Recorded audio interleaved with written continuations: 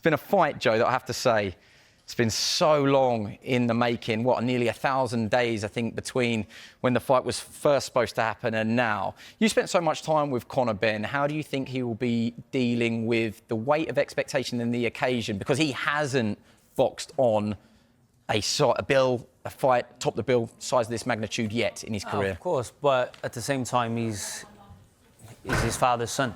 That's enough pressure as it is. So, yeah, it's been 1,000 days and everything leading up to it, and what happened in the when it was set up previously, a lot have happened. So, yeah, there's going to be a lot of pressure on him, but I think he'll deal with it. I think he'll deal with it comfortably. Now, before we get into a tactical breakdown, I just want to ask you, this is no sort of ageism, but you were old enough to live through that first rivalry. So Joe and I can only watch videos and imagine how big it was. British boxing's biggest rivalry, you would say, when it comes to the fathers and the sons. Eubank Benn is untouchable, really? No, there's none that comes close to it. It's simply because of what you just said there, fathers and the sons. The fathers gave us two great fights, and they gave us individual fights of great notoriety in their own right. And then they came together on those special nights, the first one being magical, because it was the birth of Chris Eubank. It was the birth of him beating that Nigel Benn, who was ferocious, who, you know... on terrestrial TV. On terrestrial TV, they signed the contracts on terrestrial TV. Nigel, you know, clearly... I do actually hate the man. That was the line, wasn't it, from Nigel? And now history has repeated itself. These two absolutely loathe each other. This is the first time you can say, you know, Chris normally says, I have no emotions. He's emotional about this. He's already established that. He said he cannot... For you to just say, I can't lose this fight. If I lose this fight, I retire. That tells you that it's a very emotional fight. And what's riding on it? Let's get into a big fight breakdown. So, Joe, if you can take a step forward, both of you can meet in the middle here. Joe, you're going to be Conor Benn. Gary, you're going to be Chris Eubank Jr. Can I ask you to go first, Gary? So what is the first key to victory for Chris Eubank Jr.? We're going to get you to shape up as fighters. So show us, Gary, best you can. Well, it's got to be as the bigger man. There's two ways of looking at it. Yeah, he can be as the bigger man. He can either just say, right, what he's been doing in his last few fights, keeping the opponents like Liam Smith long, keeping them long, and then Conor's got to find the answer to that jab. Also, what he may well do, he may well just say, right, I'm the bigger man. I might just say, right, I'm going to force you back because we know Conor has to come forward. Yeah? If I suddenly say, right, I'm not going to stop it, it's just like what Floyd Mayweather did to Ricky Hatton. He started walking Ricky Hatton down. And it totally... He's not used to it. It's not used to it, so that may well happen. So, Joe, what would Conor Benn's first key to victory be? For me, come out and establish the jab. Hit him with a solid jab and let him know that I've got power. Even though I'm a smaller guy, I got power. So that's interesting, because I think we have spoken about variations of a jab. So someone like me, if you throw a jab, show me the textbook, that's the textbook Conor Benn jab. But then also... You've got to vary it, is that what you're saying? And then I think after that is whether it's a throwaway jab, and then edge closer and get yourself closer, because the height difference is quite substantial. So I think he needs to get into range, let his hands go, but with that, it needs to be feints, throwaway jabs. So if you get in your boxing stance there, Gary, so can you just show me the feet? You know, someone like me, they won't necessarily see the importance of the feet. So as me, Conor, obviously Eubank, I need to come in, edge forward, but throwaway jabs. And they're just edging, but everything that you're doing is gaining a reaction from Eubank. Because of the magnitude of the fight, it's such a big fight. From the first round, no one's going to want to make a mistake. So from Conor just feinting or throwing away jab, hitting him with a solid jab, then you're going to see the reactions, and probably 9 times out of 10, that's going to be the whole reaction for the whole fight. So I think straight away, hit him with a solid jab, then throw away jabs, mix up your jabs downstairs. Just show us that jab one more time. Ping, that's the solid one. Jab downstairs, shelter jab across, throw away jab. But after everything, he needs to step closer, get edge in. Close that distance. Yeah, close the distance, and when he's there, you've got to work away.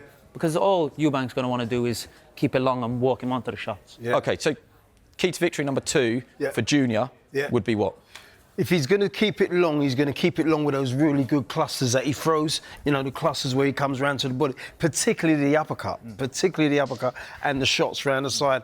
What people tend to do, as we notice with Eubank, once he starts cluster punching in those clusters, they very often try to either tuck up or do what Conor's going to do, punch off the shots. So, boom, Conor's going to try and do that. Yeah, so we've strayed into your next key to victory, which what would we call the Catch key, and counters. Catch and counter. But for me, that's always high risk, high reward. Of course. You know, Of course. in a fight like this, that's probably a stupid thing to say. Yeah, but that's what you're going to need. So show us that again, because we see someone like Callum Smith, probably the best catch Callum's counter really fighter in his Britain. catch left hook is probably one of the best in the world. Just define catch counter. So you're catching I've thrown it. this right hand. I've thrown this right hand. And Joe is catching it. He's catching it. He and wants countering me to off throw that. it Yeah. And counter And off. I'm meeting him with the shot, Yeah. and then countering straight away. Yeah. But I think with the machine gun tactic, with what Eubank's gonna bring, I think as well Conor needs to meet him